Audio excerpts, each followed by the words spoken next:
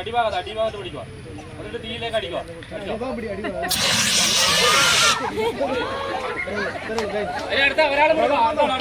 അങ്ങോട്ട് മാറിക്കോ.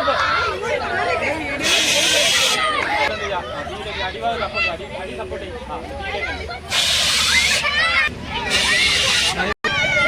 അടി സപ്പോർട്ട് ചെയ്യും.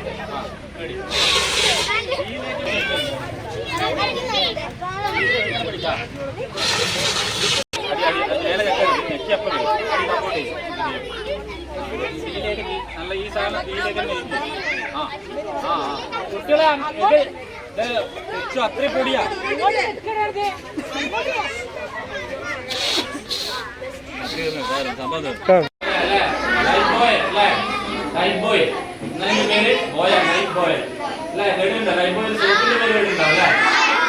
സോപ്പ് എന്താ പറയാ, ഇതിന്റെ പേരും കൂടി വെച്ചിട്ടാണ് സോപ്പ്. ഇതെന്തിനാ ഉപയോഗിക്കുക? ഇത് വെള്ളത്തിന്റെ മേലെ പൊങ്ങിക്കെടുക്കും അല്ലേ? അപ്പൊ നമ്മള് നീന്തൽ അറിയാതാക്കോ അല്ലെങ്കിൽ നമ്മൾ നീന്തി ക്ഷണിച്ചു കഴിഞ്ഞാലോ നമുക്ക് രക്ഷപ്പെടാൻ വേണ്ടിട്ട് എന്ത് ചെയ്യാം?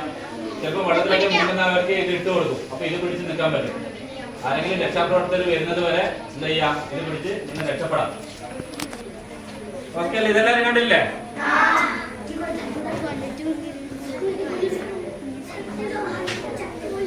നമ്മള് പലതരത്തിലുള്ള ജാക്കറ്റ് എന്തിനാ ഉപയോഗിക്കുന്നത്? വെള്ളത്തിൽ മുങ്ങിപ്പോകാനൊക്കെ. അപ്പൊ നമ്മൾ എങ്ങനെ വെള്ളത്തിൽ പോകുമ്പോ നമ്മള് എങ്ങനെയാ എടുത്തിട്ട് ഇത് കണ്ടിട്ടുണ്ടോ എവിടെയെങ്കിലും? എവിടെ ഗുണം എന്താ?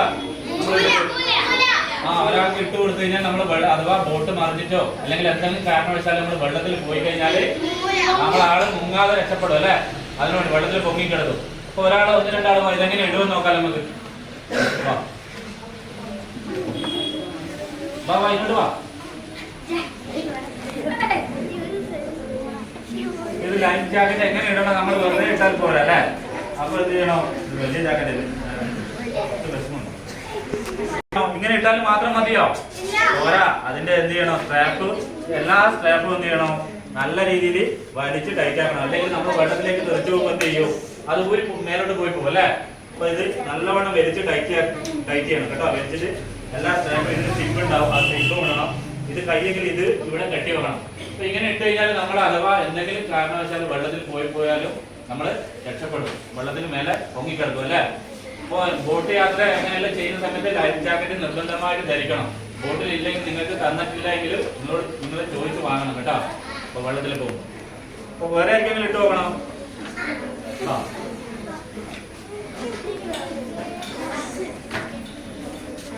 വലിയ ജാക്കറ്റാണ് മോനെ കേട്ടോ. അതുകൊണ്ട് കുറച്ച് പേരിടാല്ല. ഇങ്ങനെ ഇട്ടാൽ മാത്രം പോലെ ഇത് എന്ത് ചെയ്യണം? സ്റ്റെപ്പ് ഇട്ടിട്ട് ടൈറ്റ് ചെയ്യണം കേട്ടോ. എല്ലാം ടൈറ്റ് ചെയ്ത് ഇതാക്കിയിട്ട്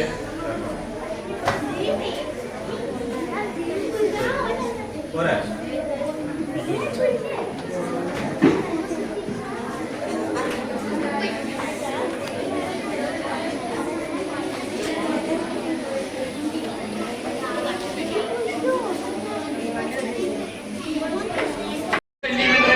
കാണണം എന്തിനാണ്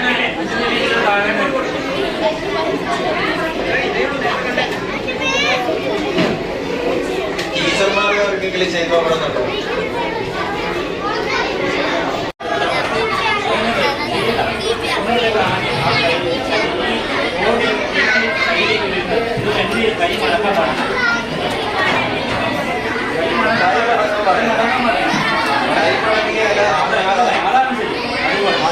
ഇങ്ങനെയാണ് ചെയ്യേണ്ടത്.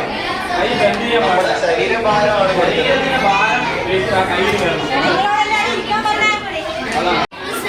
താഴേക്ക് എത്തുന്നില്ല. കൈ മടങ്ങുന്നുണ്ട്. നല്ല രീതിയിൽ കൈ മടങ്ങാൻ പാടില്ല. കൈ മടങ്ങാൻ പാടില്ല.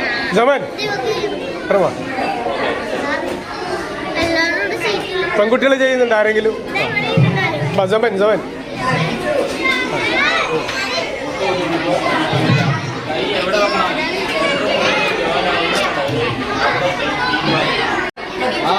അങ്ങനെ ചെയ്തിട്ട് കാര്യമില്ല. ഈ കൈ പിന്നെ ഇവിടുന്ന് ഇളകാൻ പാടില്ല. കൈ അവിടെ വെക്കും. മറ്റേ കൈ പുറത്ത് പിടിക്കും. ഇനി മുന്നോട്ടേക്ക് വേണ്ടി ഈ കൈ ഇനി ഇളകാൻ ഇവിടെ വളയല്ലേ വളയല്ലേ കൈ നിവർത്തി വെക്കും. കുറച്ചും കൂടി മുകളിലോട്ട്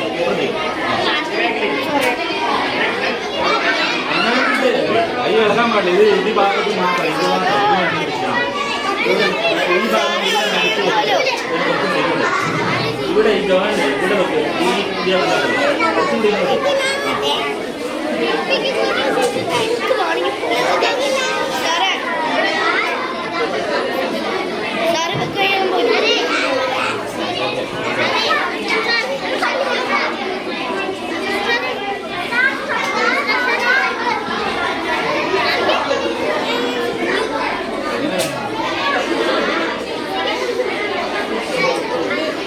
ശരി ആട്ടോ.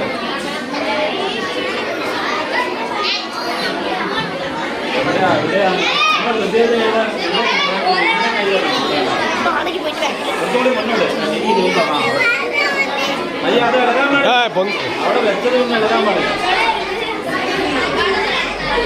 അത്രയും സ്പീഡ് കിട്ടും വേണ്ട. സ്പീഡ് ആയി താളത്തിൽ തന്നെ പോകാം. നല്ല കാര്യമുള്ളൂ. അവരുടെ മെഡിക്കുന്ന അതേ ലെവലിൽ പോകണം. അതേ രീതി അങ്ങനെയും വേണം. ഓക്കെ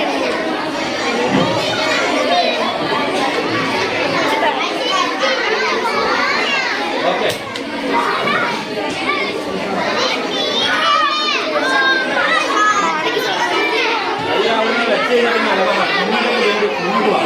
ഓടി മുന്നോട്ടേക്ക് വെക്കാം. കൈയല്ല, കൈ അവിടെ തന്നെ വെക്കും. നമ്മുടെ ശരീരം മുന്നോട്ടേക്ക് വരും.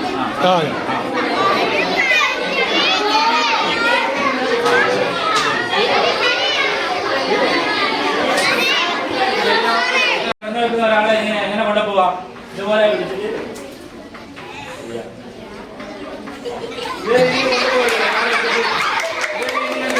നമുക്ക് കൊണ്ടുപോവാം. കൊണ്ടുപോയിക്കൂടെ?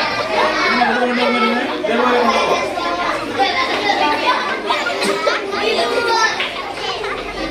അങ്ങനെ ശ്രദ്ധിക്കല്ലാരും. ഈ ചെറിയ രീതി തുടങ്ങുമ്പോൾ നമുക്ക് ടീച്ചർ തന്നെ ചെയ്യണ്ടേ? എന്നാലും നമ്മൾ വലിയ അപകടങ്ങളൊക്കെ ഒഴിവാക്കാം. അപ്പൊ അങ്ങനെ വെട്ടം വെട്ടുന്ന സാധനമാണ് ഫയർ എക്സ്റ്റിംഗ്വിഷർ. ഇത് കണ്ടിട്ടുണ്ടോ? സ്കൂളുണ്ടോ? ഉണ്ടോ? എവിടെയുള്ളത്? വേനുണ്ട്. ഇതേപോലെ സ്കൂളുകളിലും എല്ലാ ആൾക്കാരുടെ സ്ഥലത്തും ഈ സാധനം വേണം. എക്സ്റ്റിംഗ്വിഷർ ഓട്ടോയിലുണ്ട്. പല തരത്തിലുള്ള തീപിടുത്തം ഇത് എടുക്കാൻ പറ്റും. ഇതിനെ പറ്റി ഡീറ്റെയിൽസ് ആണ് പറഞ്ഞു കേട്ടോ.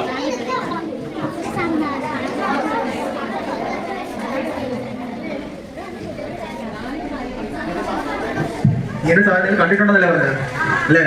ഉപയോഗിച്ചിട്ടുണ്ടോ? ഇതെപ്പോഴാണ് ഉപയോഗിക്കേണ്ടത്? ചെറിയ തീ ഉണ്ടാകുന്ന സമയത്താണ് നമ്മൾ ഉപയോഗിക്കേണ്ടത്. നമ്മൾ നേരത്തെ ഫസ്റ്റ് എയ്ഡ് കൊടുക്കുന്ന കാര്യം പറഞ്ഞില്ലേ, അതുപോലെ ഒരു ചെറിയ തീ കാണുമ്പോൾ അതിന്റെ പ്രാരംഭഘട്ടത്തിൽ നമ്മൾ ഉപയോഗിക്കേണ്ട ഒരു സംവിധാനമാണ് ഫയർ എക്സ്റ്റിംഗ്വിഷർ എന്ന് പറയുന്നത്. ഫയർ എക്സ്റ്റിംഗ്വിഷർ ഒരുപാട് തരത്തിലുള്ളതുണ്ട്. എന്താ പവറോ? ഒരു പൗഡറാണ് ഇതിനുള്ളിൽ അടങ്ങിയിരിക്കുന്നത്. ഈ പൗഡർ പുറത്ത് വന്നിട്ട് നേരത്തെ പറഞ്ഞ കണക്ക് തീയിലേക്ക് നമ്മൾ ശക്തിയായിട്ട് ഇത് ഇങ്ങനെ അടിക്കുമ്പോഴത്തേക്ക് ഇത് വന്ന് ആ കത്തിക്കൊണ്ടിരിക്കുന്ന വസ്തുവിന്റെ മേളിൽ വീണിട്ട് അവിടുത്തെ ഓക്സിജൻ കട്ട് ചെയ്തിട്ട് അങ്ങനെയാണ് തീ അണയുന്നത്. നമ്മൾ നേരത്തെ സാറ് പറഞ്ഞില്ലേ ചവിട്ടുമ്പോൾ തീ അണയുന്നത്, അതുപോലെ തന്നെയാണ് ഈ പൗഡർ വന്ന് ആ വസ്തുവിന്റെ മേളിലേക്ക് ശക്തിയായിട്ട് വീണിട്ട് ആ തീ അണയുകയാണ് ചെയ്യുന്നത്. അപ്പൊ ഇത് ഉപയോഗിക്കുന്നത് എങ്ങനെയാണെന്ന് കൂടുതൽ പേർക്ക് അറിയത്തില്ല. അപ്പൊ നമുക്ക് ഉപയോഗിക്കുന്നത് എങ്ങനെയാണെന്ന് നോക്കാം. അപ്പൊ ഇതിനൊരു കോഡുണ്ട്, പാസ് എന്ന് പറഞ്ഞില്ല, PASS. മിക്കവാറും ഇതിൽ തന്നെ എഴുതിയിട്ടുണ്ടായിരിക്കും. അല്ല, ഇതിൽ കാണുന്നില്ല. ഇത് ഉപയോഗിക്കുന്നത് പാസ് എന്ന് പറഞ്ഞൊരു കോഡുണ്ട്, PASS. P എന്താ? പൗഡർ അല്ല. ഇതിലൊരു എന്ത് കാണുന്നുണ്ട്? ഇതിലൊരു പിന്നുണ്ട് കേട്ടോ. കണ്ടൊരു പിന്ന് ഇതിലും കണ്ടോ? പിന്ന് വലിച്ചു വിടുക. പിന്നെ നമുക്ക് ഇങ്ങനെ വലിച്ചു വിടാൻ പറ്റും. അതിനുശേഷം എന്ത് ചെയ്യണം? ഈ എന്താ എയിം ചെയ്യണം. നമ്മൾ ഫയറിലേക്ക് എവിടെയാണ് കത്തുന്നത് ആ വസ്തുവിലേക്ക് എയിം ചെയ്യണം. ഫയറിന്റെ ബേസിൽ, അതായത് കത്തുന്ന വസ്തുവിനാണ് അടിക്കേണ്ടത്, അല്ലാതെ തീയുടെ മുകളിലോട്ടല്ല, കത്തുന്ന വസ്തുവിന്റെ അടിഭാഗത്ത് അവിടെയാണ് നമ്മൾ എയിം ചെയ്യേണ്ടത്. ഞാൻ ചെയ്യുന്നത് ഇതിന്റെ പിന്നെ ഊരിയിട്ടുണ്ട്. പിന്നെ ഊരിയ ശേഷം നമ്മൾ മേളിൽ പിടിക്കാൻ പാടില്ല. ഇപ്പം എടുത്താൽ കഴിയണം. ഇങ്ങനെ എടുക്കുക. അതിനുശേഷം എയിം ചെയ്യുക. കത്തുന്ന വസ്തു ഇപ്പം ഇതാണ് കത്തുന്നതെന്ന് വെച്ചോ, ഇതിന്റെ തീരെ അടുത്ത് പോയിട്ടല്ല, നമ്മൾ കുറച്ച് ദൂരം മാറി വെച്ചിട്ട് ഇങ്ങനെ എയിം ചെയ്യും. അതിനുശേഷം അതായത് അമർത്തുന്നത് എയിം ചെയ്യുന്നു, ഇത് അമർത്തുന്നു, അടുത്ത എന്താ ഡീപ്പ് ഇങ്ങനെ ഇങ്ങനെ നമ്മള് തൂത്തുവാരത്തില്ല, അതുപോലെ ഇങ്ങനെ അമർത്തിക്കൊണ്ട് ഇങ്ങനെ സ്ലിപ്പ് ചെയ്യുക. അപ്പോഴാണ് തീ അണയുന്നത്. പ്രസ് ചെയ്ത് കഴിഞ്ഞാൽ ഇതിൽ നിന്ന് പൗഡർ പുറത്തേക്ക് വരും. ചെറിയ രീതിയിലൊന്നുമല്ല, നല്ല രീതിയിൽ അടിച്ചു. ഇതിനകത്ത് സാധനം ഉണ്ടോ പുറത്ത് നമ്മള്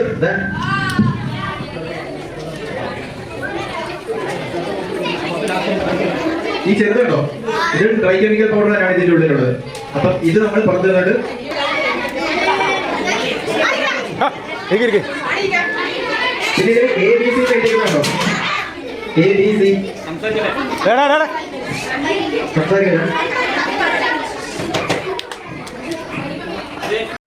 അല്ലേ കുറച്ച് ഇതേപോലെ കിടത്തിയിട്ട് എന്ത് ചെയ്യും, കുട്ടീനെ പുറത്ത് പറ്റുന്നതായിട്ട് പോകാൻ വേണ്ടി.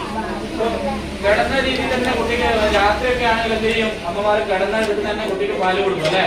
അപ്പൊ പാല് കുടിച്ചു കഴിഞ്ഞാൽ കുട്ടി ചിലപ്പോ പൂർണ്ണമായിട്ട് ഇറങ്ങി പോവില്ല. ചിലപ്പോ ശ്വാസം നയിക്കുമ്പോൾ എന്ത് ചെയ്യും, ശ്വാസനാളത്തിലേക്കൊക്കെ ഇറങ്ങി പോകാൻ സാധ്യതയുണ്ട്. അപ്പൊ ആരും ശ്രദ്ധിക്കില്ല, കുട്ടി കിടന്നിട്ട് തന്നെ ചിലപ്പോൾ എന്ത് ചെയ്യും, ശ്വാസം കിട്ടാതെ മരിച്ചു പോകാൻ സാധ്യതയുണ്ട്. അപ്പൊ രാത്രിയൊക്കെ കൊടുക്കുന്ന സമയത്തും ഇതേപോലെ കുട്ടി എടുത്തിട്ട് എന്ത് ചെയ്യാം, പുറത്തേക്ക് പോയിരുന്നു, പുറത്തിട്ട് തട്ടിയിട്ട് ചെയ്യാം. എന്തെങ്കിലും കുട്ടീനെ കിടക്കണം. കാരണം ആ ഇത് പോയി കഴിഞ്ഞാല് ശരിക്കും പാൽ ഇറങ്ങി പോകുന്നുണ്ടെന്ന് നോക്കും.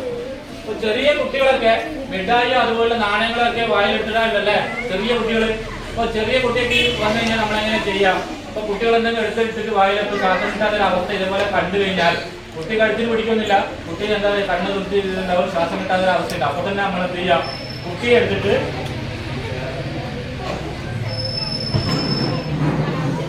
കുട്ടിയെ എടുത്തിട്ട് എന്ത് ചെയ്യണം, വായ ഇതേപോലെ എന്ത് ചെയ്യാം, ഓപ്പൺ ആക്കി ഇതേപോലെ 2 വിരൽ വെച്ചിട്ട് ഇതേപോലെ അടച്ച് ഓപ്പൺ ആക്കി വെക്കും. എന്നിട്ട് ഒരു ചെയറിലോ എവിടെയെങ്കിലും ഇരുന്നിട്ട് കുട്ടിയെ നമ്മളെ കൈവെള്ളയിൽ ഇതേപോലെ കുട്ടിയെ കിടത്തുക. 2 കാലും അതേ രീതിയിൽ കൈവെള്ളയിൽ വെച്ചിട്ട് ഇതുപോലെ കിടത്തിട്ട് നമ്മുടെ കാലിൽ നല്ലവണ്ണം സപ്പോർട്ട് ചെയ്ത് നിർത്തുക കുട്ടിയെ, ചെറിയ കുട്ടിയെ.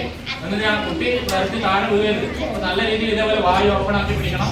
എന്താ പറയാ, നല്ല രീതിയിൽ സപ്പോർട്ട് ചെയ്തിട്ട് ഇതുപോലെ നിർത്തിയിട്ട് എന്ത് ചെയ്യാം, നേരത്തെ പറഞ്ഞതുപോലെ 5 പ്രാവശ്യം ശക്തിയായി അടിച്ചു കഴിഞ്ഞാൽ ആ ഭാഗം എന്നാൽ കുട്ടിയിൽ തെറിച്ച് പുറത്തേക്ക് പോകും. നല്ല രീതിയിൽ അടിക്കുക. 5 പ്രാവശ്യം തെറിക്കുന്നത് വരെ ഇങ്ങനെ അടിക്കുക. കാരണം ഹോസ്പിറ്റലിൽ പോകാൻ നിന്ന് കഴിഞ്ഞാൽ നമുക്ക് ആ ജീവൻ രക്ഷിക്കാൻ ചിലപ്പോൾ കഴിഞ്ഞെന്ന് വരില്ല. കാരണം 10 മിനിറ്റിൽ കൂടുതൽ എന്തായാലും ഹോസ്പിറ്റലിലേക്ക് പോകാനാവും, ഭാഗത്തൊക്കെ ഇറക്കി വരും. അപ്പോൾ നമുക്ക് പെട്ടെന്ന് തന്നെ എന്ത് ചെയ്യാം, അപ്പം തന്നെ എടുത്ത് ഇതുപോലെ കൈവെള്ളയിൽ വെച്ച് നല്ല രീതിയിൽ എന്ത് ചെയ്യാം, റാപ്പിംഗ് കൊടുക്കും. ഓക്കെ അല്ലേ? കാലിന് ഒരാൾ പരിക്ക് പറ്റി, കാലിന് നടക്കാൻ പറ്റുന്നില്ല. പക്ഷെ നമുക്ക് ഇവിടുന്ന് വാഹനത്തിനടുത്ത് വരെ പോകണം, നമുക്ക് സ്ട്രെച്ചറോ ബാക്കിയുള്ള സാധനങ്ങളൊന്നും ഇല്ല അല്ലെ. അപ്പൊ എങ്ങനെ കൊണ്ടുപോവാ, കാലിന് അയാളെ നടക്കാൻ വേണ്ടി എങ്ങനെ സഹായിക്കാം? അപ്പൊ ഒരാളെ ഉള്ളൂ കൊണ്ടുപോവാൻ, ഒറ്റൊരാളെ കൊണ്ടുപോകാനുള്ളൂ. അപ്പൊ മറുവാന്റെ ഇടത് കാലിനാണ് പരിക്ക്. അപ്പൊ ഞാൻ എങ്ങനെ സഹായിക്കുന്നു, എങ്ങനെയാ സഹായിക്കുന്നത്? ഇത് പരിക്ക് പറ്റിയ കാല് എന്ത് ചെയ്യുന്നു, ഞാൻ രക്ഷാപ്രവർത്തനത്തിന് നമ്മുടെ കാലിന്റെ മുകളിൽ വെക്കുന്നു. കണ്ടോ, പരിക്ക് പറ്റിയ കാല്. എന്നിട്ട് എന്ത് ചെയ്യുന്നു, ഞാൻ ഈ കാല് എന്റെ കാല് കൊണ്ട് ഇവർ നടക്കാൻ സഹായിക്കുന്നു.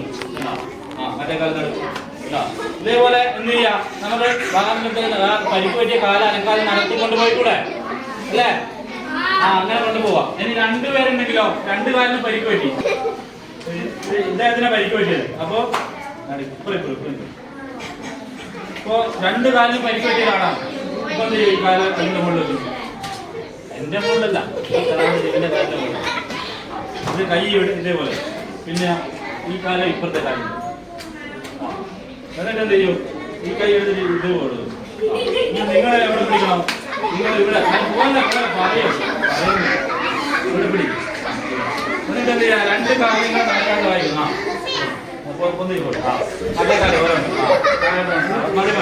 ഇങ്ങനെ സഹായിച്ചൂടെ? ഇങ്ങനെ ഒരാളെ അങ്ങനെ കൊണ്ടുപോവാതെ നമുക്ക് എന്ത് ചെയ്യാം, കയ്യിലെടുത്ത് പോവാം. 2 ഹാൻഡ് സ്റ്റീച്ച് മെത്തേഡ് എന്ന് പറയും. 2 കൈ ഇങ്ങനെ പിടിച്ചിട്ട് എന്ത് ചെയ്യാം, അയാളെ ഇരുത്തിട്ട് കൊണ്ടുപോവാം. കുറച്ചുകൂടി പവറുള്ള ഒരാൾ